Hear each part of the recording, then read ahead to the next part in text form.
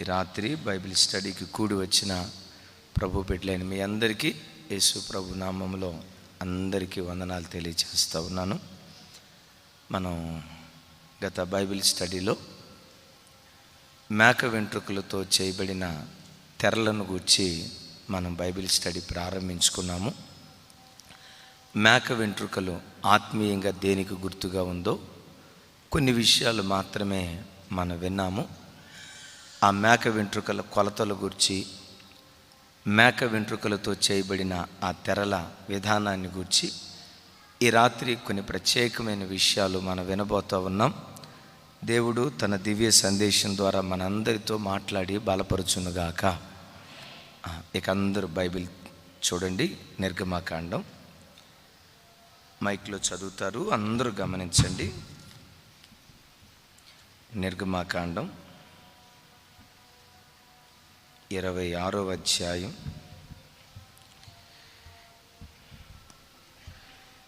7-8 వచనాలు. 7-8 వచనాలు. మరియు మందిరము పైని గుడారముగా మేక వెంట్రుకలతో తెరలు చేయవలెను. 11 తెరలను చేయవలెను. ప్రతి తెర పొడుగు 30 మూరలు, వెడల్పు 4 మూరలు. 11 తెరల కొలత ఒకటే. చాలు. హల్లెలూయా. ఒకసారి చాలా చక్కటి మాటలు గమనించండి. ఈ ప్రత్యక్ష గుడారానికి 2వ పైకప్పుగా మేక వెంట్రుకలతో చేయబడినటువంటి తెరలు వాడారు. మొత్తం ఎన్ని తెరలు వాడారు? 11 తెరలు వాడారు. దాని క్రింద ఉన్న నీలధూమ్ర రక్తవర్ణము కలిగిన పేనిన సన్నని నార నూలుతో చేయబడిన ఆ తెరలని 10 తెరలు. క్రింద తెరలేమో 10 తెరలు వాడారు. దాని పైన వేయబడిన తెరలకు వచ్చేసరికి 11 తెరలు వాడారు. 11 తెరలు వాడటం మాత్రమే కాదు, వాటి కొలతలు కూడా వేరుగా ఉన్నాయి. నీలధూమ్ర రక్తవర్ణము కలిగిన ఆ తెరల కొలత ఎంత అని మనం ఒకసారి ఆలోచిస్తే 28 మూరల పొడవు, 4 మూరల వెడల్పు. ఈ తెరల దగ్గరకు వచ్చేసరికి పరిశుద్ధాత్మ దేవుడు 30 మూరలు వాడారు. వెడల్పు 4 మూరలే వాడారు. అలా వాడిన తెరలు ఎన్నయ్యి అంటే మొత్తం 11 తెరలు వాడారు. ఆ కృప కలిగిన దేవుడు పరిశుద్ధ గ్రంథంలో ఏ కార్యక్రమం అయినా అనాలోచనగా ఏదో ఒకటి ఆ టయానికి చేస్తే పోయిద్దిలే అన్నట్లుగా దేవుడు ఎక్కడ ఏ కార్యక్రమం చేయలేదు. ఒక సంఖ్య వెనుక కానీ, ఒక అక్షరం వెనుక కానీ, ఒక పదం వెనుక కానీ దేవుడు చాలా మర్మయుక్తమైనటువంటి సంగతులను దాచిపెట్టాడు. అందుకని దేవుడు స్థలంలో మాట్లాడుతూ అంటారు కదా, ఈ గ్రంథంలో పొల్లైన అక్షరమైన సున్నా అయినా మీరు తీసేయకూడదు, కలపకూడదు. తీసేసినా కలిపినా దాని అర్థం మారిపోద్ది అని దేవుడు మాట్లాడుతూ ప్రత్యేకంగా మోషేతో దేవుడు చెప్పేటప్పుడు నేను చెప్పిన కొలత చొప్పునే నువ్వు ప్రత్యక్ష గుడారం కట్టాలి. నేను 30 మూరలు అంటే నువ్వు ఎగ్జాక్ట్గా 30 మూరలతోనే కట్టాలి. నేను 20 మూరలు అంటే 20 మూరలే ఉండాలి. 10 మూరలు ఎత్తంటే 10 మూరలే ఉండాలి. నేను నీకు చెప్పిన కొలత చొప్పున నీవు ప్రత్యక్ష గుడారాన్ని కట్టాలి అంటాడు. చూడండి, కట్టేటప్పుడు కాస్త కొంచెం ఎక్కువైనా తక్కువైనా పర్వాలేదులే అని అనటానికి లేదు. దేవుడు ఖండితంగా ఏం చెప్పారు? నేను చెప్పిన కొలత చొప్పునే నీవు ప్రత్యక్ష గుడారాన్ని కట్టాలి అన్నాడు. ఈ కొలతల విషయంలో మేక వెంట్రుకలతో చేయబడిన ఈ తెర కొలతల విషయంలో కొంచెం ఆలోచిస్తే దేవుని కృప, దీని ప్రత్యక్షత, ఆ కృప కలిగిన దేవుడు నాకు అనుగ్రహించడానికి కొన్ని రోజుల పాటు దేవుని దగ్గర పెనుగులాడాను. 11 అనే సంఖ్యకి బైబిల్లో అంతగా నేను విన్నంత వరకు 11 అనే సంఖ్యకు విశ్లేషణ నేను వినలేదనే చెప్పాలి. 12 అనే సంఖ్య మనకు రావటంతో 12 దేనికి గుర్తు కదా. ఆ తర్వాత పాత నిబంధనలోనేమో ఇశ్రాయేలీలకు గుర్తు, క్రొత్త నిబంధనలోనేమో అపోస్తులకు గుర్తు. 10 అంటంతో ధర్మశాస్త్రానికి గుర్తు, తేలిగ్గా చెప్తాం. 10 అంటంతో శ్రమలకు గుర్తు, 10 రోజులే నీకు శ్రమలు వస్తాయి. 7 అంటే సంపూర్ణం అని, 4 అంటే స్వార్థలని, 3 అంటే తండ్రి కుమార పరిశుద్ధాత్మ త్రియేక దేవుడని. సో ఈ సంఖ్యల వివరణ చాలా చక్కగా మనకి అభిషక్తులైన దైవ సేవకులు చెప్పటం, మనం వినటం చాలాసార్లు జరుగుతూ ఉంటుంది. కానీ ఈ తెరల దగ్గరకు వచ్చేసరికి 11 తెరలను వాడాడు. అది ఈ 11 తెరలు దేనితో తయారు చేయబడిన తెరలు అన్నాడంటే మేక వెంట్రుకలతో చేయబడినటువంటి తెరలు అన్నాడు. 11 తెరలు ఎందుకు వాడాడు? మేక వెంట్రుకలు ఆత్మీయంగా ఇంకా దేనికి గుర్తుగా ఉంది? ఈ తెరల కొలత దగ్గరకు వచ్చేసరికి 30 మూరల పొడవు, అందరూ గట్టిగా చెప్పాలి, 30 మూరల పొడవు, 4 మూరల వెడల్పు. 4 అనటంతో సహజంగా మనకేం జ్ఞాపకం వస్తుంది చెప్పండి? 4 దేనికి గుర్తు? గట్టిగా చెప్పాలమ్మా. 4 దేనికి గుర్తు? 4 సువార్తకి ఎందుకు గుర్తు? సువార్త లేని చెప్పండి, యోహాను. సో ఈ 4 దేనికి గుర్తు అంటే 4 సువార్తలు గుర్తు. మరి ఇంతకీ 11 దేనికి గుర్తు? ప్రభు బిడ్డలారా, వాస్తవంగా ప్రభు 12 మంది అపోస్తులను దేవుడు ఎన్నుకున్నాడు. తన పని కోసం 12 మందిని పిలుచుకున్నాడు. ఆ 12 మందిని నమ్మి 12 మంది చేతుల్లో దేవుడు సేవ పెట్టాడు. ఇద్దరిద్దరిని జతలుగా పంపించి చెప్పండి ఎంతమందిని? ఇద్దరిద్దరిని జతలుగా పంపించి చెప్పండి మరలా. ఇద్దరిద్దరిని జతలుగా పంపించి ఎంతమందిని? ఇప్పుడు ఎన్ని జతలు అయ్యారు? ఒక్కొక్క జతలో ఎంతమంది ఉన్నారు? ఈ జతలో 2, ఈ జతలో 2, ఈ జతలో 2, ఈ జతలో 2. మొత్తం ఎన్ని జతలు? 6 జతలు. మొత్తం ఎంతమంది? ఆయన పెట్టటం 12 మంది చేతుల్లో నమ్మి పరిచర్య అప్పగించాడు. కానీ ఆ 12 మందిలో ఒకడు నమ్మక ద్రోహం చేసి అప్పగించిన నమ్మిన ఆ దేవునికి మోసం చేసి తన నమ్మకత్వాన్ని పోగొట్టుకొని ఏ దేవుడు తనను నమ్మాడో ఆ దేవునికే మోసం చేసి 30 వెండి నాణ్యాలకు ఆ దేవుడు నమ్ముకున్నాడు. బాగా గమనించండి ఇక్కడ. ఇప్పుడు వింటున్నారు కదా? ఇప్పుడు 12 మందిలో ఒకటి పోతే ఎంత అయిపోయింది? ఈ తెరలేని ఈ తెరలు జాయిన్ చేసేటప్పుడు కూడా ఎట్లా జాయిన్ చేసాడు చెప్పండి? ఎట్లా జాయిన్ చేశాడు? 6 తెరలు ఒకవైపు, 5 తెరలు ఇంకొక వైపు. ఇద్దరేసిని పంపించాడని చెప్పాం కదా. ఇద్దరేసిని పంపించాడని చెప్పే కదా. 6 అనటంతో 3 జతలు అక్కడికి వెళ్ళిపోయినాయి. ఇంకో 3 జతలు ఇటు ఉన్నాయి, ఇటువైపు ఉన్నాయి. ఈ వీటిలో ఒక వ్యక్తి ఏమైపోయాడు? చెప్పాలి. ఒక వ్యక్తి ఏమైపోయి, ఇటు 6 జతలు ఉన్నాయి, రైట్. ఇటు 6 ఉండాల్సింది ఒకటి ఏమైపోయింది? ఎవరైనా మరలా బాగా గమనించండి. పరిశుద్ధ గ్రంథంలో కొన్ని సందర్భాలలో మేక వెంట్రుకలు మోసానికి గుర్తుగా ఉన్నాయి. బాగా గమనించండి. ఈ ప్రత్యక్ష గుడారం మేక వెంట్రుకలతో కప్పబడింది అంటే మోసంతో కప్పబడింది అని కాదు. కానీ యేసు ప్రభు వారికి ఒకరు మోసం చేయాలనుకున్నాడు. యేసు ప్రభు వారికి ఒకడు కీడు చేయాలనుకున్నాడు. బైబిల్లో మనం గమనిస్తే దేవుని ప్రజలకు కీడులో నుండే దేవుడు మేలును పుట్టించాడు. చెప్పకూడదని గట్టిగా ఈ మాట బాగా వినండి. పరిశుద్ధ గ్రంథంలో ఏ భక్తుడిని చూసినా ఒక వ్యక్తి మేలును తాను పొందుకున్నాడంటే ఆ మేలు యొక్క జన్మస్థానం ఏది? అయ్యో చెప్పాలి. ఆ మేలు యొక్క జన్మస్థానం ఏదయ్యి అంటే కీడు. ఈ వాక్యం వింటున్న దేవుని బిడ్డలారా, 2 సందర్భాలు మీకు జ్ఞాపకం చేస్తాను. ఒకటి, యోసేపు జీవితంలో ఈ మేక వెంట్రుకలతోనే, మేక చర్మంతోనే యాకోబును తతిమ 10 మంది అన్నలు మోసం చేశారు. యోసేపును ఐగుప్తు దేశానికి అమ్మారు. కానీ యోసేపు చనిపోయాడు అని చెప్పి మోసపు మాటలు చెప్పి ఆ మేక రక్తాన్ని, ఆ చర్మానికి రక్తాన్ని పూసి, అయ్యా ఇదిగో ఇది నీ కొడుకు వస్త్రమో కాదో గమనించు, సింహం వచ్చి ఎలుగుబంటి వచ్చి కొడుకుని చంపినట్లుంది అని మేక వెంట్రుకలతో ఉన్న వస్త్రాన్ని చూపించడంతో యాకోబు ఏమనుకున్నాడు? నా కొడుకు, చెప్పాలి, నా కొడుకు అంటే దేన్ని చూయించి మోసం చేశాడు? అన్నలు ఏమనుకున్నారు?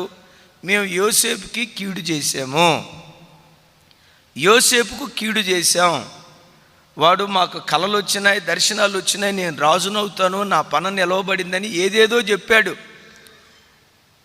వాడికి మనం అందరం కలిసి కీడు చేసామని చేసిన కీడును బట్టి వాళ్ళు సంకలు కొట్టుకుంటున్నారు. బాగా గమనించండి.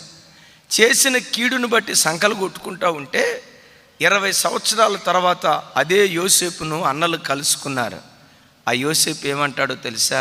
అన్నలారా, మీరు కీడు చేసేదని అనుకున్నారు, కానీ ఆ కీడును దేవుడు మేలుగా మార్చాడు. నేను మిమ్మల్ని ఒక మాట అడుగుతాను. ఈ అన్నలే గనక యోసేపును ఐగుప్తు దేశానికి అమ్మకపోతే యోసేపు ఐగుప్తు దేశంలో రాజు అయ్యాడా? రాజు అయ్యేవాడా? ఛాన్సే లేదు.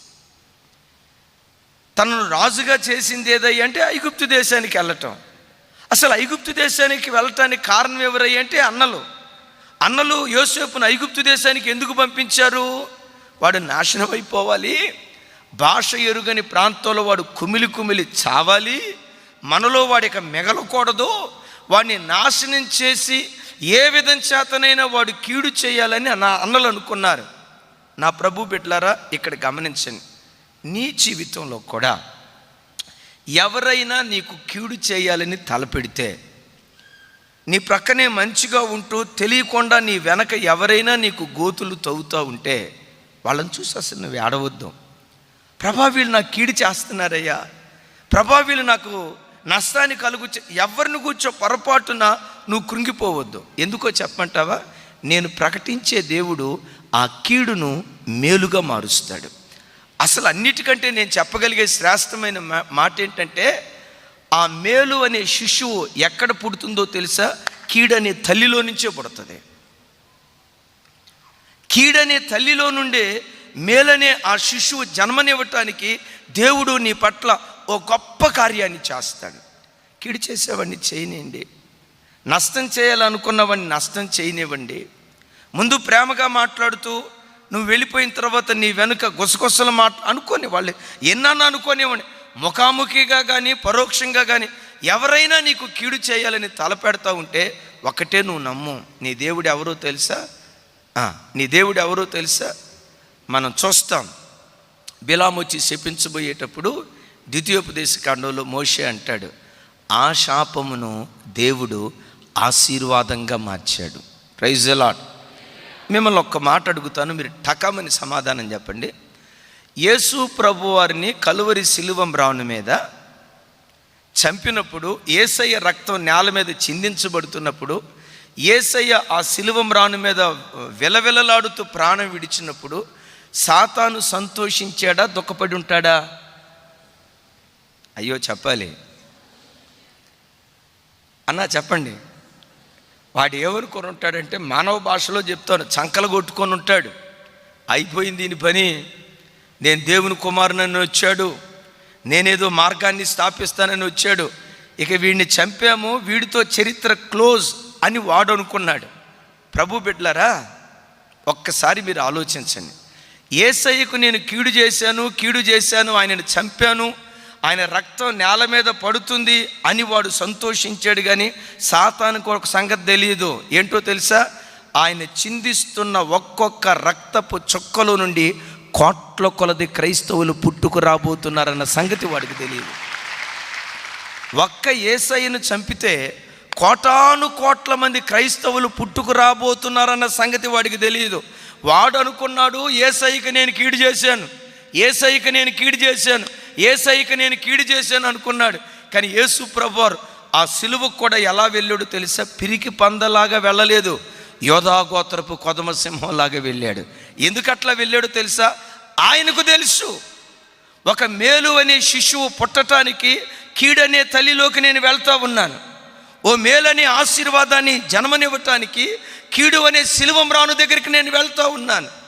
నా ప్రభు బిడ్డలారా, ఈరోజు ఈ స్థలంలో మనం కూర్చోటానికి కారణం, ప్రపంచంలో ప్రతి ఆదివారం ప్రజలంతా ఆ స్థలాల్లో కూడుకొని దేవుణ్ణి ఆరాధించడానికి కారణం ఏంటో తెలుసా? సాతాను, యోధా మత పెద్దలు, ధర్మశాస్త్రోపదేశకులు యేసు ప్రభు వారికి చేసినటువంటి ఆ కీడే ఈరోజు ప్రపంచానికి మేలుకరంగా మార్చబడింది. Praise the Lord. ఒకసారి నా వైపు చూసి సమాధానం చెప్పండి.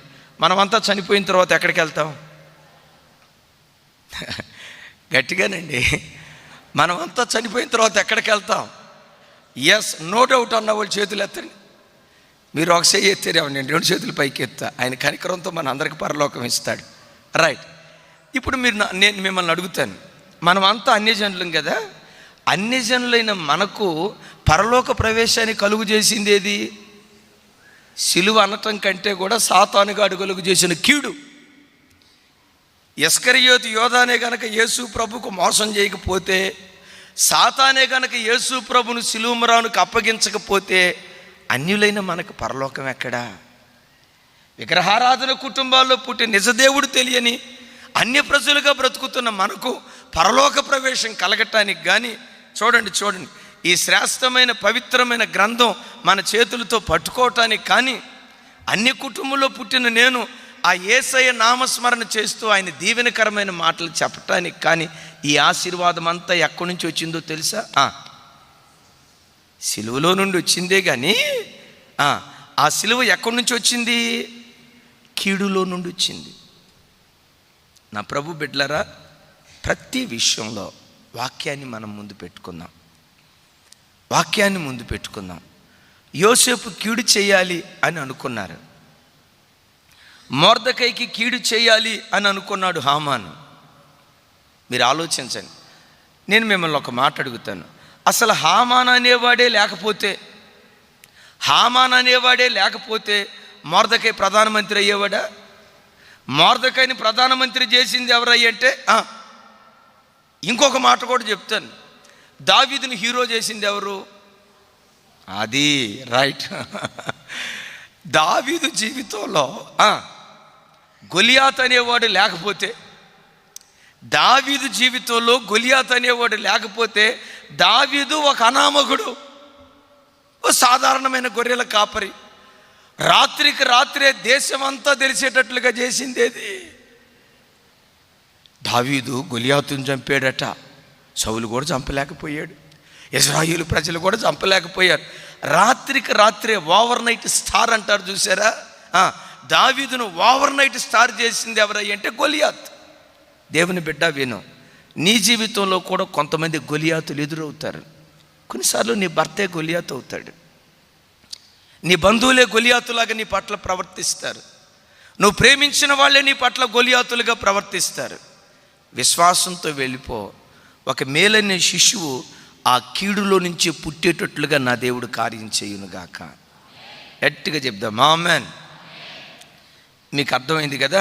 ఇప్పుడు ఎన్ని తెరలు? అసలు ఉండాల్సిన తెరలు ఎన్ని? ఒక తెర ఏమైపోయింది? ఏంటి ఆగిపోయారు? ఎవరా తెర? చెప్పాలి. ఎవరా తెర అంటే ఇస్కరియోతు యోధా అనే తెర తొలగిపోయింది. మెట్టుకు బాగా గమనించండి. ఈ 11 తెరలతో, మేక వెంట్రుకలతో చేయబడిన ఆ తెరలతో ప్రత్యక్ష గుడారానికి పైకప్పు ఏర్పరిచినట్లుగా వాక్యంలో చూస్తూ ఉన్నాం. సరే, ఇప్పుడు ఒక ఆలోచన. 30 ఆత్మీయంగా దేనికి గుర్తుగా ఉంది? 30ని గూర్చి పరిశుద్ధ గ్రంథం బోధించే దీవెనకరమైనటువంటి సత్యాలు ఏమిటి? జీవము కలిగిన దేవుని మందిరంగా పిలువబడుతున్న శరీర సంబంధమైన ఈ మందిరం మేక వెంట్రుకలతో కప్పబడాలి అన్న, కదిలే దేవాలయాలుగా పిలువబడుతున్న నేను, కదిలే దేవాలయాలుగా పిలువబడుతున్న మీరు మేక వెంట్రుకలతో కప్పబడటం, అది 30 మూరల పొడవున్న మేక వెంట్రుకలతో కప్పబడటం, ఇది ఆత్మీయంగా దేనికి గుర్తుగా ఉందాయి అంటే 30 అనేది దైవజనుల కొరకు ప్రలాపించి ప్రార్థన చేసే జీవితానికి గుర్తుగా ఉంది. మరలా చెప్తాను, 30 అనే సంఖ్య పరిశుద్ధ గ్రంథంలో దైవ సేవకుల కోసం ప్రలాపిస్తూ ప్రార్థన చేసే ఆ శ్రేష్టమైన జీవితానికి గుర్తుగా ఉన్నది. Praise the Lord. చెప్తాం గట్టిగా, ప్రైజ్ ది లార్డ్. బాగా గమనించండి, మేక వెంట్రుకలు సహజంగా ఏ రంగులో ఉంటాయి? కొంచెం గట్టిగా. అందుకనే పరమగీతాల్లో రాసి ఉంటుంది, గిలాదు పర్వతమందలి మేకల మందను పోలి ఉన్నాయి నీ తల అంటాడు. ఆ పర్వతం మీద నల్లటి మేకలు ఎలా ఉన్నాయో అయ్యా నీ తల వెంట్రుకలు కూడా నల్లగా ఉన్నాయని పరమగీతాల్లో ఓ శ్రేష్టమైన మాట రాసింది.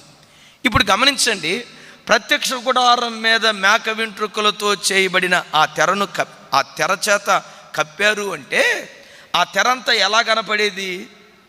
నల్లగా కనపడేది. ప్రభు బిడ్డలారా, పాశ్చాత్య దేశాల్లో ఇంటిలో ఎవరైనా చనిపోతే, ఈవెన్ టుడే ఈరోజు కూడా ఇంట్లో ఎవరైనా చనిపోతే ఆ ఇంటి వాళ్ళంతా ఏ వస్త్రాలు ధరిస్తారయ్య అంటే మీకు ఎట్లా తెలుసు? కలిసిందని చెప్పారా? ఎక్కడైనా ఫోటోలో చూసారా? కలిసిందని. థ్యాంక్ యూ, దేవుడు నేను దీవించగాక. సరే, కలిసిందని చెప్పనివ్వండి, ఏదైనా కానివ్వండి, పాశ్చాత్య దేశాల్లో ఇంట్లో ఎవరైనా చనిపోతే నల్లటి వస్త్రాలు వేసుకుంటారు. నల్లటి వస్త్రం దేనికి గుర్తుగా ఉందాయి అంటే దుఃఖానికి, ఏడ్పుకు, అంగలార్పుకు గుర్తుగా ఉంది. మందిరము నల్లటి రంగు కలిగిన మేక వెంట్రుకలతో 30 మూరలున్న మేక వెంట్రుకలతో కప్పబడాలి అని అంటే సంఘంలో ఉన్న ప్రతి బిడ్డ పరిశుద్ధులైన దైవ సేవకుల కోసం, అభిషక్తులైన దేవుని సేవకుల కోసం అంగలార్చేటువంటి వారిగా ఉండాలి అని ఈ సంఖ్యలో మనం నేర్చుకునేటువంటి పాఠం. అయ్యా, ఇవన్నీ మీరు ఎలా చెప్తారు అని అంటే ఒక 3 రెఫరెన్స్లు మీకు ఇస్తాను, చూడండి. రాసుకోగలిగిన వాళ్ళు రాసుకోవటానికి ప్రయత్నం చేయండి. సంఖ్యాకాండం 34వ అధ్యాయం 8వ వచనం, 20వ అధ్యాయం 29వ వచనం, ఇర్మియా 38వ అధ్యాయం 10వ వచనం. మరలా సంఖ్యాకాండం 34వ అధ్యాయం 8వ వచనం, 20వ అధ్యాయం 29వ వచనం, ఇర్మియా 38వ అధ్యాయం 10వ వచనం.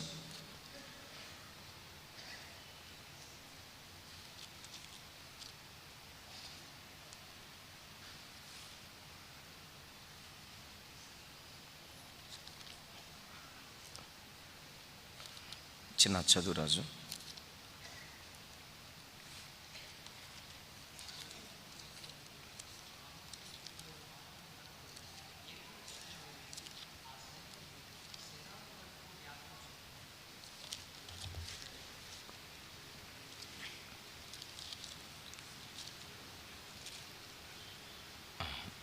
ద్వితీయోపదేశకాండం 34వ అధ్యాయం 8వ వచనం. ఇశ్రాయేలీయులు మోయాబు మైదానములో మోషేను బట్టి 30 దినములు దుఃఖము సల్పగా మోషేను గూర్చిన దుఃఖము సలిపిన దినములు సమాప్తమాయెను. రైట్. అదే రీతిగా తర్వాత చూడండి, ఇంటికి వెళ్ళిన తర్వాత చదువుకోండి. 20వ అధ్యాయం 29వ వచనం. ఆ తర్వాత ఇర్మియా గ్రంథం 38వ అధ్యాయం 10వ వచనం. రైట్. ఇక అందరూ నా వైపు చూడండి. రైట్. దైవజనుడైన మోషే చనిపోయాడు. చనిపోయిన దినాన ఇశ్రాయేలు ప్రజలు దుఃఖం సల్పటం ప్రారంభించారు. ఎన్ని రోజులు దుఃఖాన్ని సలిపారు చెప్పాలి. ఎన్ని రోజులని రాస్తుంది? 30 రోజుల పాటు చనిపోయినటువంటి ఆ దైవ సేవకుడు కోసం వాళ్ళు ప్రలాపించారు. ఈ స్థలంలో మాత్రమే కాదు, ఈయనకు ముందు ఈయన అన్నయ్య అయిన అహరోను చనిపోయాడు. విచిత్రం ఏంటంటే అహరోను చనిపోయినప్పుడు కూడా 30 రోజులు వాళ్ళు దుఃఖం సలుపుతూ ఏడ్చినట్లుగా పరిశుద్ధ గ్రంథంలో చూస్తూ ఉన్నాం. ఆ తర్వాత ప్రవక్త అయిన ఇర్మియా ఆ దేశాన్ని పరిపాలన చేస్తున్నటువంటి రాజు ద్వారా హింసించబడి నీళ్లు లేని ఒక గోతిలో, ఒక చీకటి గదిలో పడేశారు. అతని విడుదల కోసం షండుడైన ఒక వ్యక్తి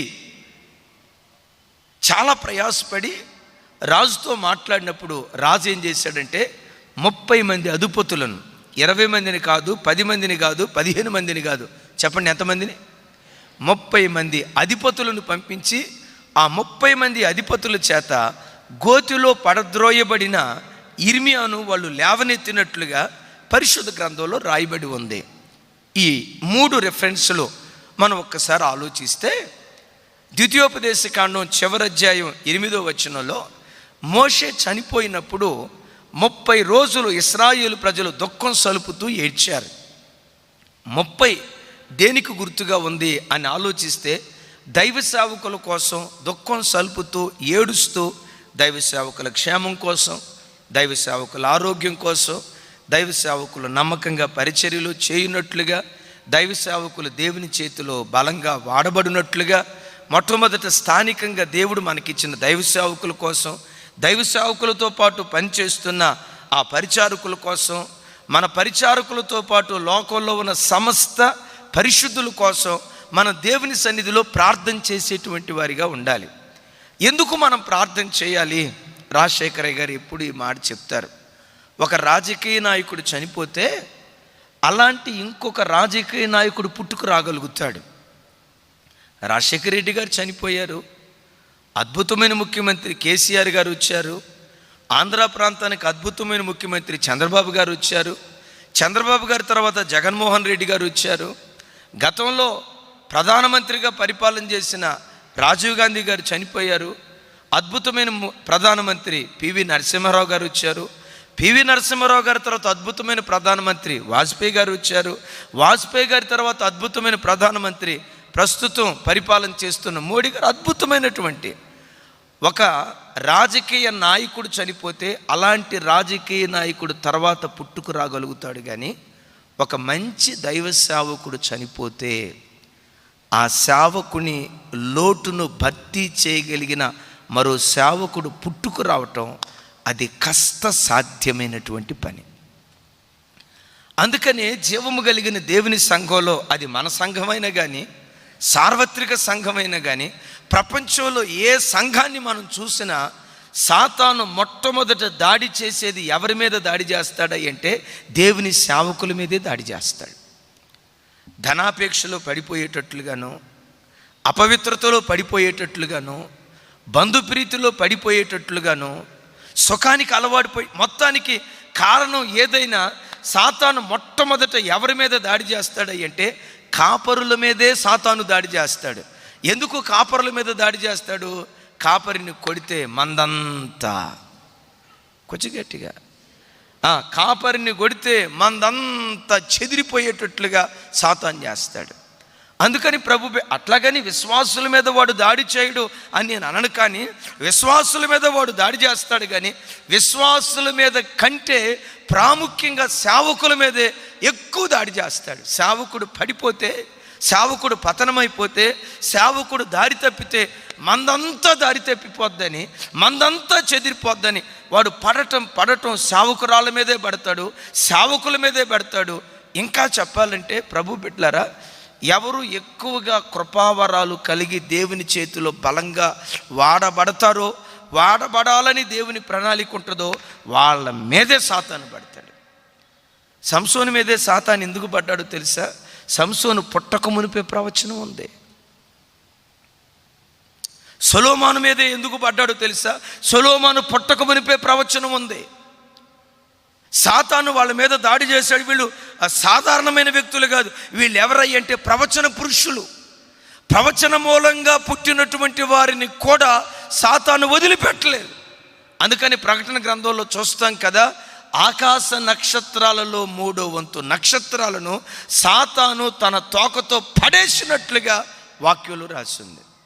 ప్రభు బిడ్డలారా, సేవకులు పడిపోకుండా ఓ బలమైన వారిగా వారు నిలవబడాలంటే సేవకుడు సంఘం కోసం ఎట్లా ప్రార్థన చేస్తున్నాడో సంఘం కూడా సేవకుల కోసం కూర్చున్న లేచిన, ప్రభా నా దైవ సేవకులు, ప్రభా నా దైవ సేవకురాళ్ళు, ప్రభా మాకు పరిచర్య చేయటానికి వచ్చిన మా పరిచారకులు, వారిని కాపాడండి అయ్యా.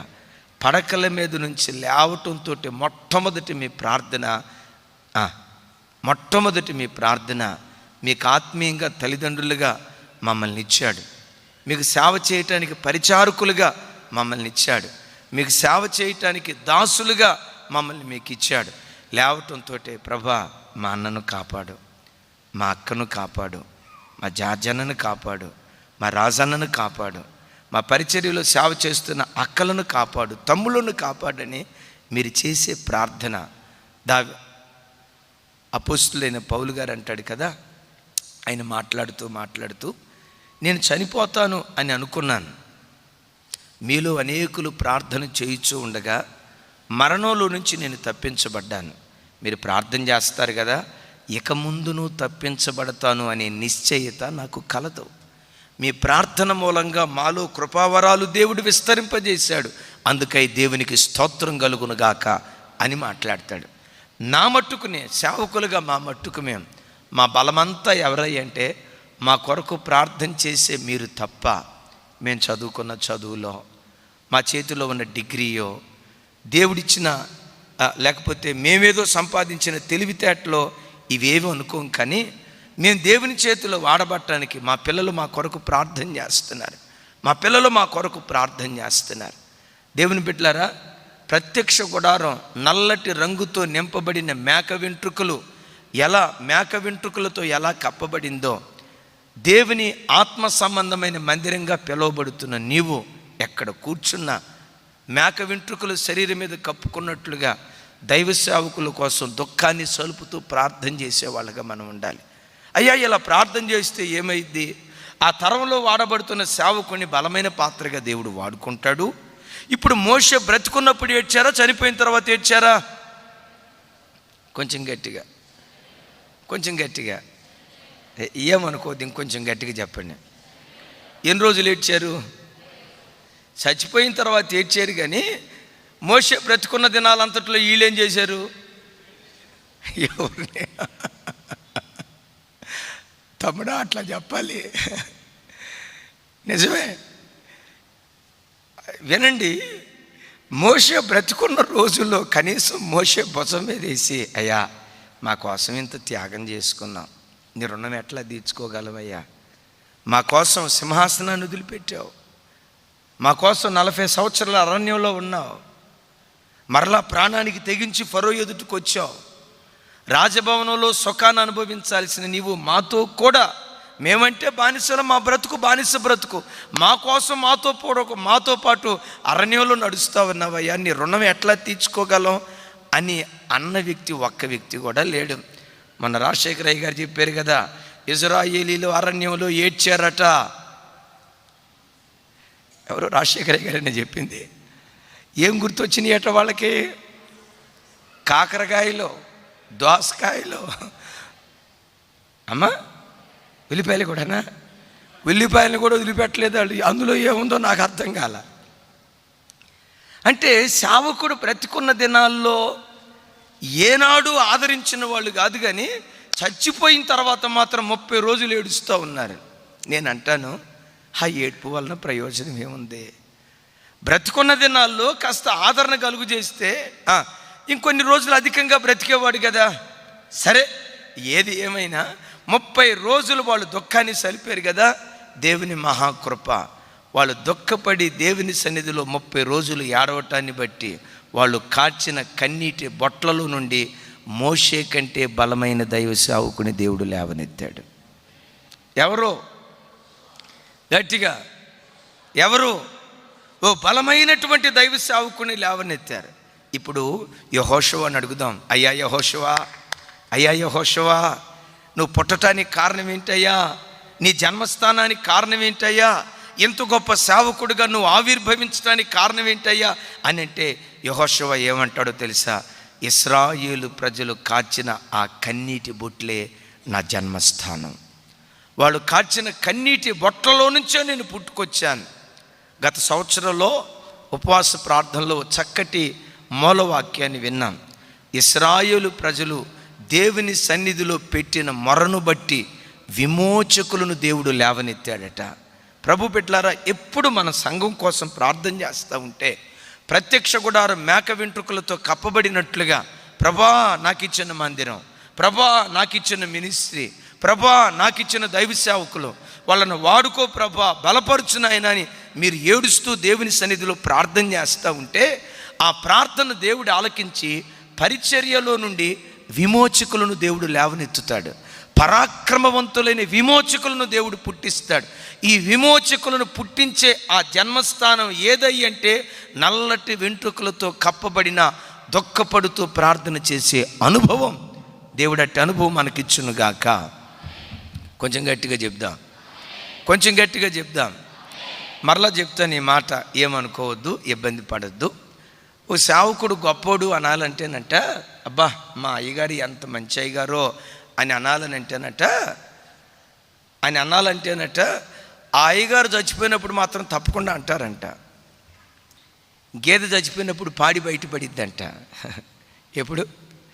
గేదె బతికున్నంత కాలం తల్లి పాలు పెంటానికి వెళ్ళినప్పుడు దాని వీపు మీద పెటామని కొట్టి, ఈ గేదె సావనన్నా చావదు, తినటం కట్టలు చెత్త తింటుంది, తాగటం కుడితి లీటర్లు తాగిద్ది, ఎంత తాగి 5 లీటర్లు కూడా పాలియదు అని తిట్టుకుంటూ ఉంటుంది. ఆ గేదె కనుక ఒకవేళ చచ్చిపోతే అప్పుడు అంట తల్లి, మా గేదె ఉండేది రోజుకొచ్చి 10 లీటర్ల పాలు ఇచ్చేది. వినండి, చచ్చిన తర్వాత ఆ మాటలంటే ఉపయోగం ఏముంది? బిడ్డలారా, చెప్పమంటారా? మీకేదైనా దుఃఖం కలిగితే స్నేహితుల దగ్గరికి వెళ్ళి చెప్పుకుంటారు. మీకేదైనా బాధ కలిగితే మా దగ్గరికి వచ్చి చెప్పుకుంటారు. ఓదార్చే మాకే బాధ కలిగితే మేము ఎక్కడికి వెళ్తాం? మేము ఎక్కడికి వెళ్తామంటే ఏలియా ఎక్కడికి వెళ్ళాడో అక్కడికి వెళ్తాం. ఒకసారి నేను నరసాపూర్ అడవులకి వెళ్ళి ఏడ్చా. 2002లో అనుకుంటా, 2001లో ఏడ్చా. నా ఏడ్పు ఎవరికి చెప్పుకుంటాను? ఆ రోజే కాదు, ఏ రోజైనా ఏడ్పు వస్తే అట్లాగని అడవులకి వెళ్తామని కాదు, ఒంటరిగా ఉండటం, కుమిలి ఆడవటం తప్పితే ఇంకోటి ఉండదు. కాబట్టి ప్రభు బిడ్డలారా, మేము బ్రతికున్నప్పుడే మీ దగ్గర నుంచి ఓదార్పు, మేము బ్రతికున్నప్పుడే మీ ప్రార్థన, మేము బ్రతికున్నప్పుడే మీలో చాలామంది బాబాన్న బ్రతికుంటే బాగుండేది కదా. నేను అనుకుంటా ఈ తరపు ధ్రువతారగా ఆయన వెలిగేవాడు. ఇప్పుడు ఆయన ఆదరించాలన్న ఉన్నాడా? ఆయన ఆదరించకపోయినా బతుకున్న వాళ్ళని ఆదరిస్తే చాలు. దేవుడు అట్టి కృపతో మనల్ని ఆశీర్వదించుగాక. కొంచెం గట్టిగా చెప్దాం ఆమెన్. కొంచెం గట్టిగా ఆమెన్, ఆమెన్, ఆమెన్. ఆ దైవజనుడు ఎందుకో నాకు తెలియదు కానీ 2-3 సార్లు కల్లో కనపడ్డాడు. అది కళ్ళని చెప్పాలో దర్శనం అని చెప్పాలో నాకు తెలియదు కానీ మొత్తానికి నవ్వుతానే కనపడ్డాడు. రైట్ అనుకుంటా వెళ్ళిపోయాడు. స్టాప్ అలా రైట్ అనుకుంటా వెళ్ళిపోయాడు. ఆ సంకేతం ఏంటో ఆయనకి తెలుసు, నాకు తెలుసు, మీలో కూడా కొంతమందికి తెలిసి ఉండొచ్చు. దేవుడు మీ అందరినీ దీవించుగాక. రైట్, విందాం. 30 దైవ సేవకుల కోసం దుఃఖాన్ని సలిపే శ్రేష్టమైన జీవితం. మరి 2 విలువైన మాటలు నేను త్వరగా చెప్పి ముగిస్తాను. చూడండి, 30 దేనికి గుర్తుగా ఉందంటే క్రమమైన ఆత్మీయ జీవితానికి గుర్తుగా ఉంది. దానియేలు గ్రంథం 6వ అధ్యాయం 12వ వచనం.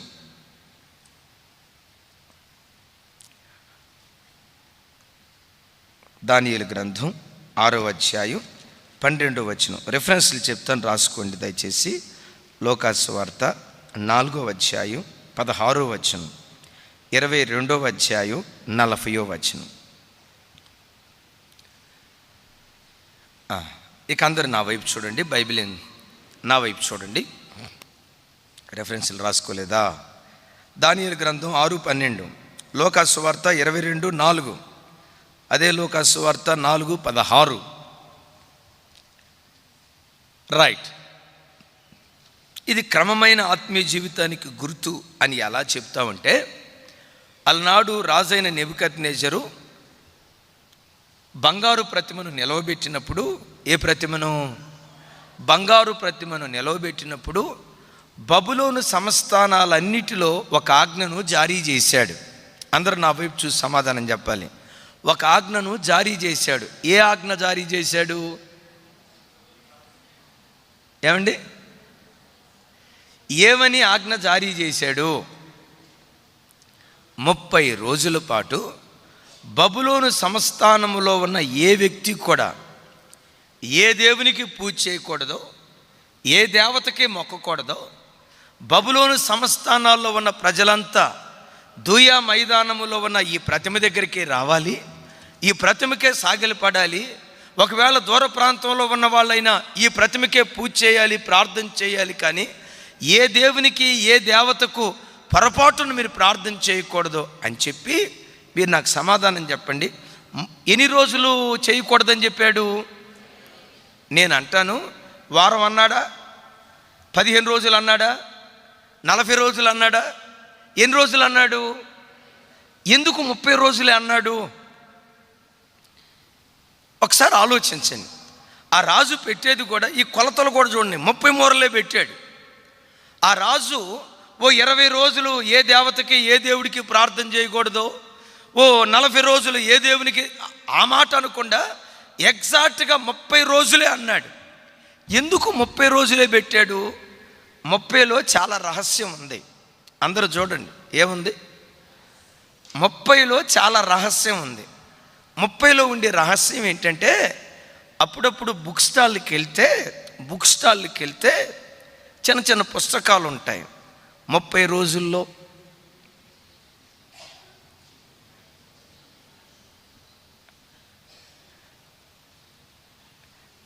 అర్థమైందా లేదా?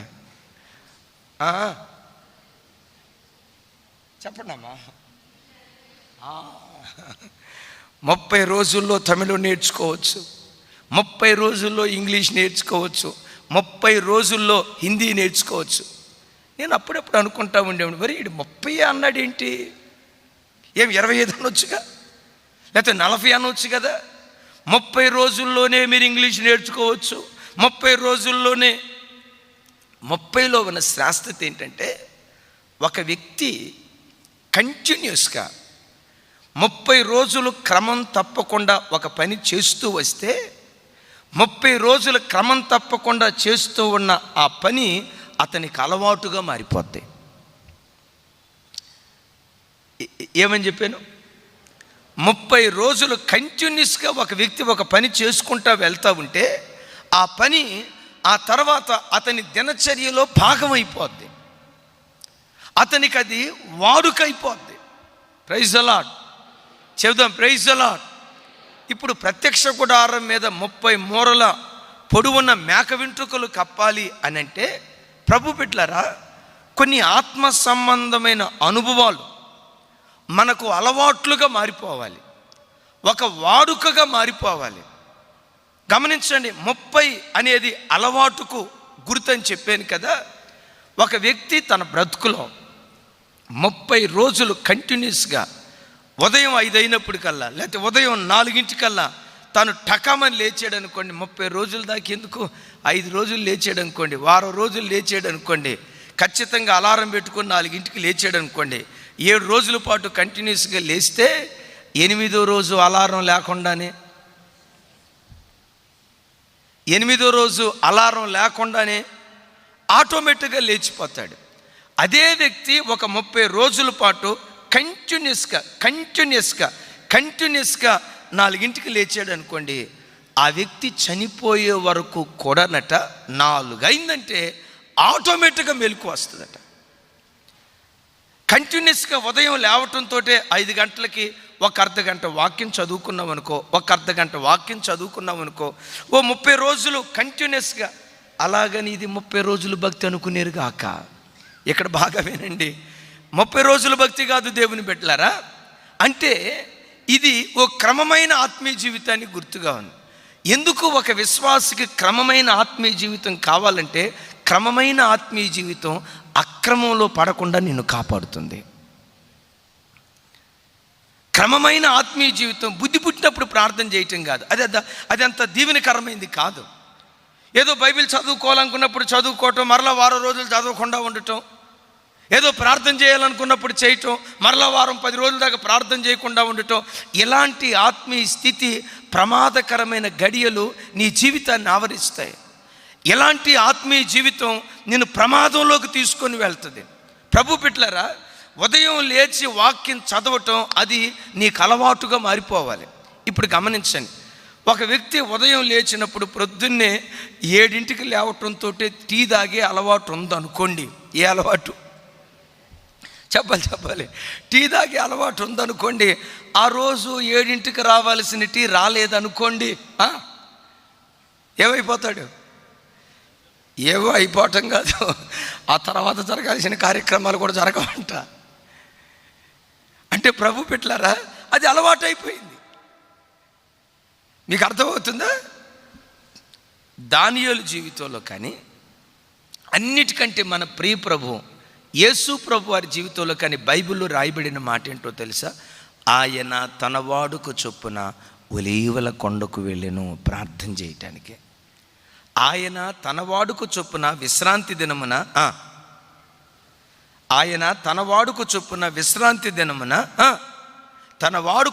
విశ్రాంతి దినమున సమాజ మందిరానికి వెళ్ళాడు. మీకు తెలుసు కదా, దేవుని కృప మనం రక్షించబడిన నాటి నుండి ఈ రోజు వరకు దరిదాపుగా ఆదివారపు ఆరాధన పోగొట్టుకున్న అనుభవాలు మన జీవితాల్లో లేవు.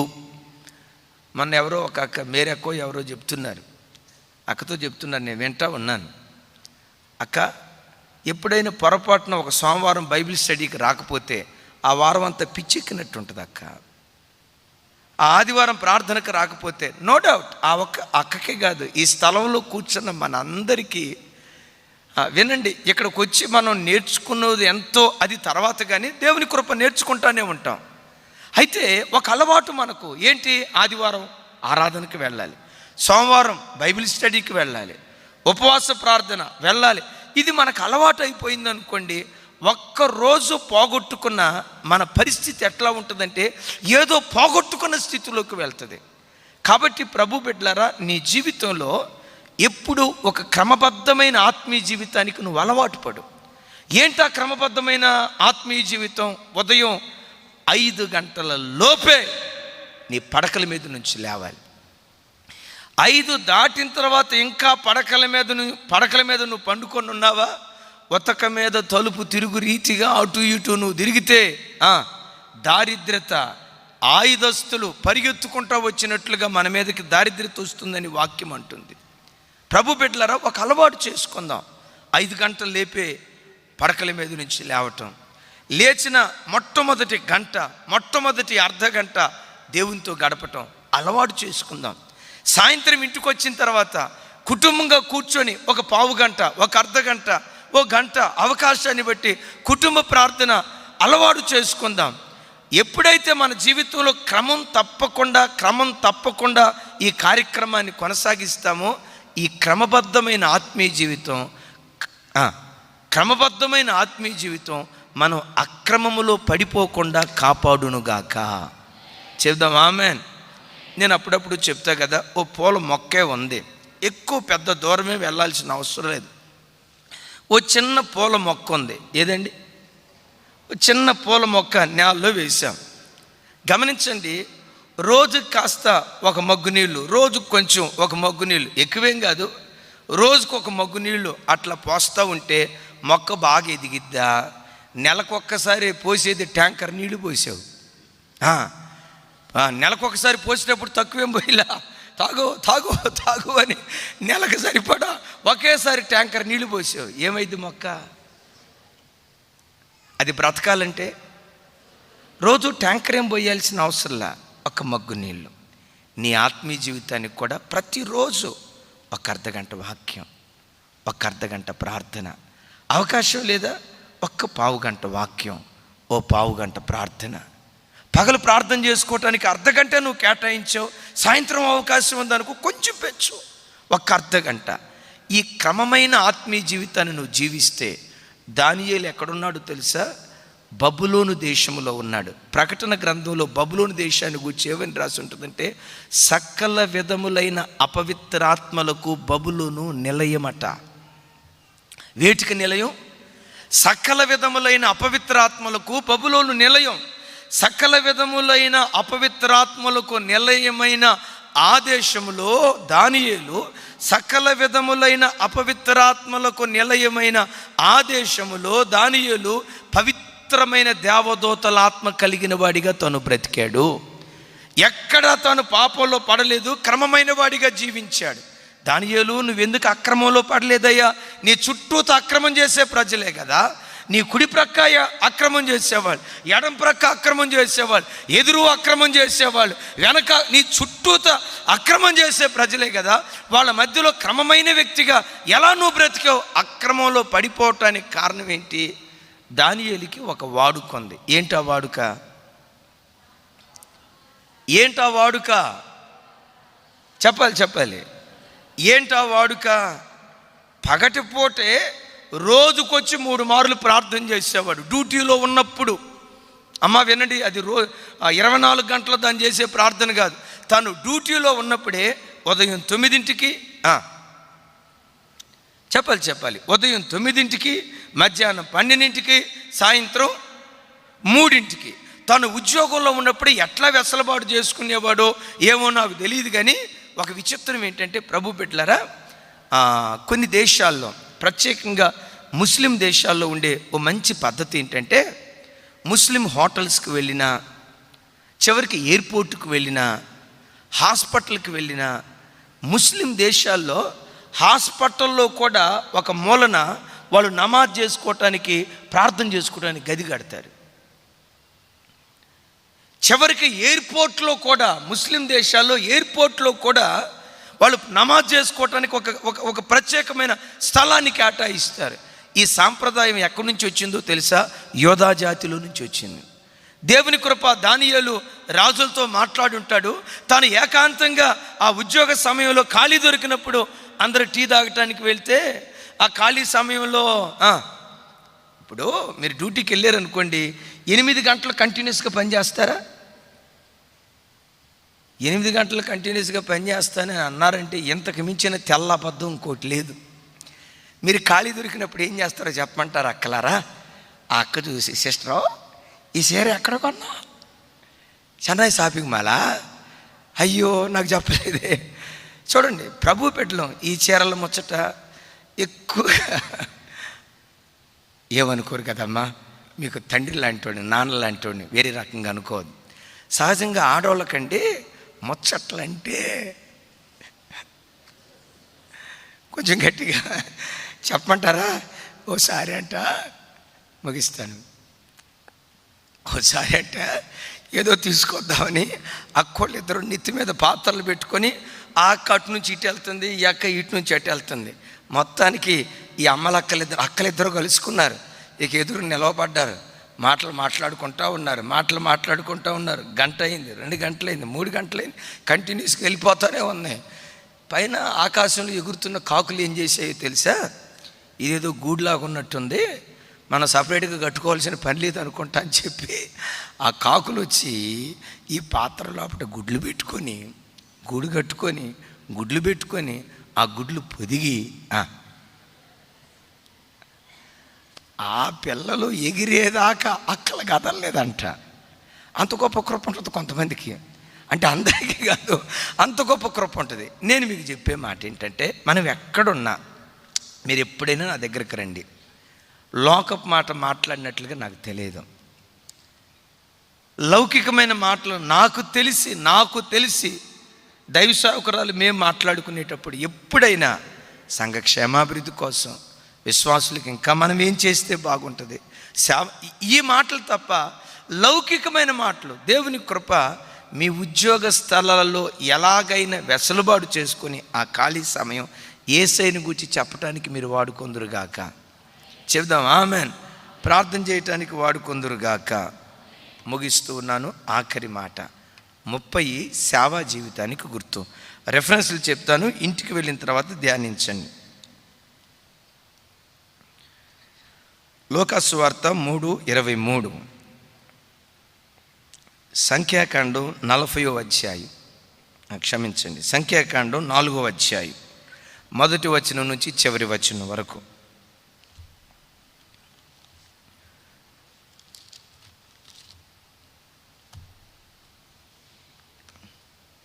రైట్, హల్లెలూయా. ఇక ఒక్కసారి నా వైపు చూడగలుగుతారు కదా, ఒక్కసారి. రైట్, మనం ఏ సంఖ్యను గూర్చి ధ్యానిస్తున్నాము చెప్పాలి.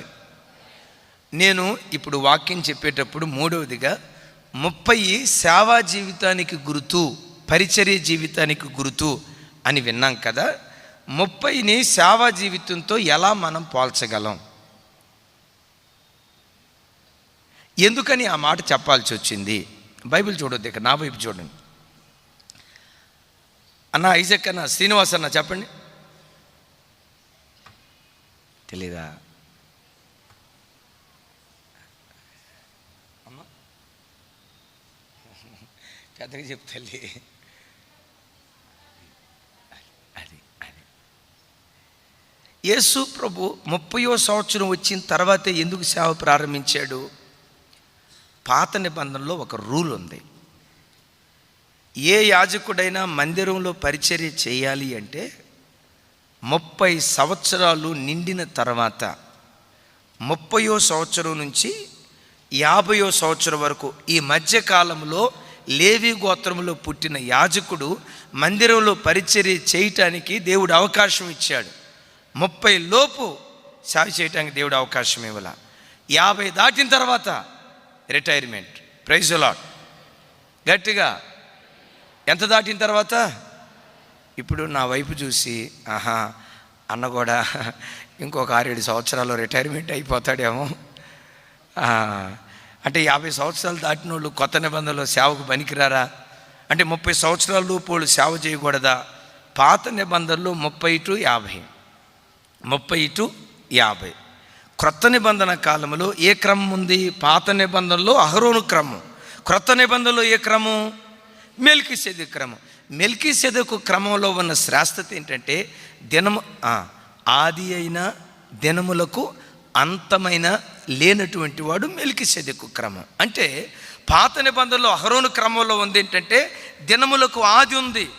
అంటే ఒక వ్యక్తి పరిచర్య ప్రారంభించడానికి ఆ దినానికి ఒక ఆది ఉంది. ఏంటి ఆది? ఆది కాండమా? చెప్పండి, చెప్పాలి. ఎంతండి ఆది ఏంటంటే 30. దీనికి ఆది ఉంది. ఆదితో పాటు ఏముంది? అంతం కూడా ఉంది. ఏంటి అంతం? ఇప్పుడు మెల్కీసెదెకు క్రమంలో ఆది లేదు. ఇప్పుడు నేను ఎన్ని సంవత్సరాలు సేవ చేయొచ్చు? తమ్ముడు అబ్రహం అన్నీ ఇంకొక 6-7 సంవత్సరాలు రిటైర్డ్ అయిపోతారేమో. రైట్, చూడండి దేవుని బిడ్డలారా. అంటే ఈ క్రొత్త నిబంధన కాలంలో మెల్కీసెదెకు క్రమంలో యాజకుడు తన మరణ పర్యంతరం వరకు దేవుని సేవ చేసే ఆధిక్యత, ఆ కృప దేవుడు అనుగ్రహించాడు. దేవునికి మహిమ కలుగుగాక. ఇప్పుడు మీరు అనొచ్చు, అన్నా మందిరం మేక వెంట్రుకలతో కప్పబడాలన్నారు, బాగుంది. ఈ 30 మూరలో ఉన్న మేక వెంట్రుకలు సేవా జీవితాన్ని గుర్తు అని అన్నారు కదా. మరి ఈ స్థలంలో కూర్చుని మేము 30 మూరలో ఉన్న మేక వెంట్రుకలు కప్పుకొని తిరగాలని మీరు అంటున్నారు కదా. అంటే మేమందరం ఉన్నపాటున ఉద్యోగాలు వదిలిపెట్టి సేవకు వచ్చేయమంటారా? ప్రభు బిడ్డలారా, పరిశుద్ధ లేఖనాలు చూస్తే సేవ లేక పరిచర్య అంటే దేవుని పనిలో ఏదో ఒక పనిలో పాలిభాగస్తులు అయి ఉండటమే దేవుని సేవ. గట్టిగా చెప్దాం ఆమేన్. దేవుని సేవ అంటే ఇప్పుడు మేము చేసే సేవ ఉంది, ఇది ప్రతిష్ఠించబడింది, ఒక ప్రత్యేకమైనది. ఈ క్రొత్త నిబంధన కాలంలో యేసుక్రీస్తు రక్తముతో కడగబడిన ప్రతి బిడ్డను రాజులైన యాజక సమూహంగా దేవుని సేవ చేసే అవకాశాన్ని దేవుడిచ్చాడు. ఏంటి దేవుని సేవ? బైబిల్లో మనం చూస్తే అన్నమ్మ తల్లి 84 సంవత్సరాలు రేయింబవళ్ళు దేవాలయమును విడువక రేయింబవళ్ళు ప్రార్థన చేయుచు దేవునికి సేవ చేయుచుండెను అని రాసింది. ఈ క్రొత్త నిబంధనలో ఏంటయ్యా దేవుని సేవ అంటే ప్రార్థించే ప్రతి తల్లి పరోక్షంగా దేవుని సేవ చేసే తల్లి. రాబడిలో ఒకవైపున దశంభాగం ఇస్తూ శక్తికి మించి పరిచర్యకు ఖర్చు పెట్టే ప్రతి వ్యక్తి దేవుని సేవలో పాలిభాగస్తుడే.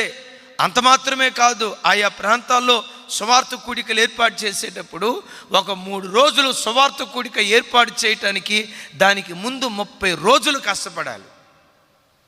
వాల్ పోస్టర్లు నమ్ముతారా? రాత్రిపూట నిద్ర చంపుకొని గల్లీ గల్లీ తిరిగి రోడ్లకు వెళ్ళి వాల్ పోస్టర్లు అంటించే ప్రతి బిడ్డ కూడా పరోక్షంగా దేవుని సేవ చేసేవాడే. ఆదివారం ఆరాధన జరిగించే ముందు మీరు చూడండి, మొన్న అక్క మీరు ప్రాక్టీస్కి వచ్చారు కదా, సిస్టర్స్ కొంతమంది ప్రాక్టీస్కి వచ్చారు కదా, ఒక్క పాట పాడటానికి ఎంత ప్రాక్టీస్ చేశారు మీరు? అన్నా చెప్పండి గట్టిగా. ఏమనేది అన్న? ఏమనిపించలేదు సామ్యాలన్నా? ఏమంటే రత్నసాగర్ గారు, మన చర్చిలో ఆయన్ని మించిన శంకర్ ఇంకొకరు లేరు. అద్భుతమైన పాటగాడు. సిఎంఆర్ అపార్ట్మెంట్లో ఉన్నప్పుడు దేవానా దేవుడు పాట పాడాడు. పాడటం కూడా దేవానా దేవుడు పాట పాడితే నాకున్న పాటను సలిజ్వరం వచ్చింది. అంత అద్భుతమైన పాటగాడు. సరే, ఏదేమైనా ఇది చూడండి, నేను మీకు చెప్పబోయే మాట ఏంటంటే, ఒక్క పాట పాడటానికి 3 గంటలు నిలవబడ్డారు. మీరు అనుకున్నారు మా కాళ్ళు నొప్పులు వస్తున్నాయి అని మీరు అనుకొని ఉన్నారా? మీరు అనుకుంటూ ఇంకేమైనా ఆలోచించారా? మనకు అంత టైం ఎక్కడదండి ఆలోచించడానికి అంటారా? అందరూ నా వైపు చూడండి. అమ్మ చూస్తున్నారు కదా, ఇప్పుడు ఒక్క పాట పాడటానికి 4 గంటలు మీరు నిలవబడ్డారు కదా. మీరు అలా నిలవబడ్డప్పుడు మీ కాళ్ళ నొప్పులే గుర్తొచ్చాయా? దానితో పాటు ఇంకొక ఆలోచన కూడా మీకు ఏమైనా వచ్చి ఉంటుందా? ఏమొచ్చింది చెప్పండి? ఆ ప్రాక్టీస్ చేయించే పిల్లలు ఉన్నారే, మీకు ఒక్కసారి వాళ్ళు ప్రతి శనివారం వచ్చి ప్రాక్టీస్ చేసి 8 గంటల నుంచి 10 గంటల దాకా అట్లాగే నిలబడి ఉంటారు. కేఎంజీ ఫంక్షన్ హాల్లో 6:45కి ఆరాధన. నేను ఎన్నింటికి వెళ్తానో తెలుసా? 6:40 వెళ్తాను. కొన్నిసార్లు 6:45. ఆ సౌండ్ సిస్టమ్ పిల్లలు ఎప్పుడు వెళ్తారో తెలుసా? శనివారం రాత్రే వెళ్తారు. అక్కడే పండుకుంటారు, అక్కడే స్నానం చేసుకుంటారు. ప్రొద్దున్నే అక్కడ సౌండ్ సిస్టమ్ పెడతారు. ఆడ పూర్తయిన తర్వాత ఈడకు వస్తారు. ఇంకా విచిత్రం ఏంటంటే, వీళ్ళు ఎంత కష్టపడితే పాపం తమ్ముడు నెహేమియాకి నేను ఎప్పుడు పూలదండలేదు కానీ ఫుల్గా తిట్టా. అయినా బెడ్లో నాకు తెలుసు, పరలోకానికి వెళ్ళిన తర్వాత సేవకులైన మాకు దేవుడిచ్చే బహుమానం కంటే మీకు శ్రేష్టమైన బహుమానం దేవుడిస్తాడు. ఆమెననుకోండి. మరి పాస్టర్ అక్క మాకిచ్చే బహుమానం మాకుంటుంది, అది వేరే సంగతి. మెట్టుకు ప్రభు బిడ్డలారా, ప్రతి కుటుంబం మందిరం అంటే అదే ఎవరిదో, అది ఎవరి పరిచర్యో అన్నట్లు కాదు. ప్రతి కుటుంబం పరిచర్యలో పాలిభాగస్తులు కావాలి. బాగా గమనించండి. నీకు ఏ అవకాశం ఉంటే ఏదో ఒక పనిలో పాలిభాగస్తుడివి కా. ఒక పని దేవుడిచ్చాడు, ఆ ఒక్క పనితో ఆగిపోవద్దు. నేను నా రాబడిలో దశంభాగం ఇస్తున్నాను కదా, నా శక్తికి మించి కానుకిస్తున్నాను కదా, నా ప్రార్థన ఎందుకు, నేనెందుకు పరిచర్య చేయాలి? నో. నీకు అవకాశం ఉంటే, నీ బలం ఉంటే, నీకు శక్తి ఉంటే, దేవుడు ఏమాత్రం వెసులుబాటు ఇచ్చినా, దేవుడు నీకు ఇచ్చిన ఆ సమయాన్ని దేవుని పరిచర్య కొరకు మనం వాడబడేవారిగా ఉండాలి. గత వారాల్లో విన్నాం కదా, ఆ గొర్రెబొచ్చును పిండినప్పుడు ఆ గొర్రెబొచ్చు ఎలా పిండబడిందో, జీవము కలిగిన దేవుని సంఘములు ప్రతి బిడ్డ దేవుని సేవ కొరకు పిండబడుదురుగాక.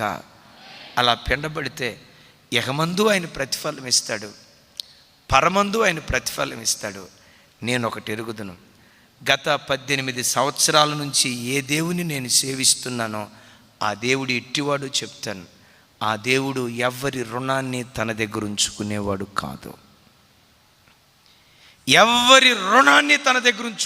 కాదు.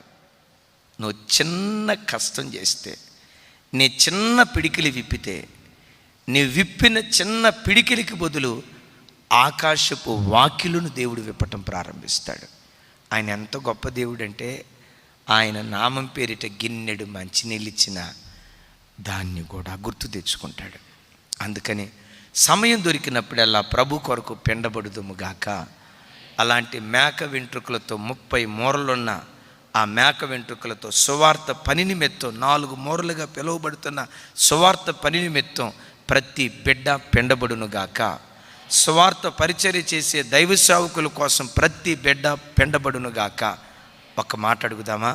ఆ మేక వెంట్రుకలతో కప్పబడిన అభిషేకం నాకు కావాలయ్యా, నాకు అనుగ్రహించని ప్రార్థన చేసుకుందాం.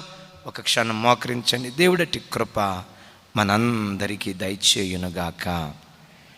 తండ్రి మీకు స్తోత్రం. నా పిల్లలందరి కొరకు వందనాలు. వాక్యం అందించిన మీ దీనదాసుడైన నన్ను, నాతో పాటు ఉన్న చెల్లెలను, మీ దాసురాల్ని, తమ్ముళ్ళను అందరినీ మీ కృపా హస్తాలకు అప్పగించుకుంటున్నాం. నాయనా, మా జీవితాల్లో అయ్యో ఈ కీడు ఎందుకు కలిగింది దేవా, ఈ కీడు ఎందుకు అనుమతించావు, ఏడ్చిన దినాలు ఉన్నాయి. నిజమే ప్రభా, గతాన్ని మేము చూసినప్పుడల్లా ఆ కీడులో నుండే మేలు పుట్టుకొచ్చినట్లుగా మేము గమనించాం. ఈ కీడు ఎందుకు వచ్చిందో, ఈ కీడు ఎందుకు జరిగిందో అని కలవరపడ్డా ఉన్నాయినా. ఈరోజు మాకు అర్థమైంది, ఆ కీడును మేలుగా మీరు మారుస్తూ వచ్చారని, ఆ శాపాన్ని ఆశీర్వాదంగా చేస్తూ వచ్చారని, ఆ కీడే మేలు అనే శిశువునకు జన్మనివ్వటానికి తల్లిగా మారిందని మాతో మీరు మాట్లాడిన ప్రతి మాట కొరకు స్తోత్రాలు. చేతులెత్తి నా పిల్లలను దీవించి పంపిస్తున్నాను. ఈ నా పిల్లలు దీవించబడుదురుగాక. ఈ నా పిల్లలు మేలు అనుభవిస్తూ బ్రతుకుదురుగాక. అనుభవించే ప్రతి కీడు యేసు నామములో మేలుగా మార్చుదురుగాక. ప్రార్థనా మనవులు యేసు నామములో మీకు సమర్పించి అడుగుచున్నాము తండ్రి. నా ప్రాణమా యెహోవాను సన్నతించుము, నా అంతరంగమున్న సమస్తమా ఆయన పరిశుద్ధ నామమును సన్నతించుము.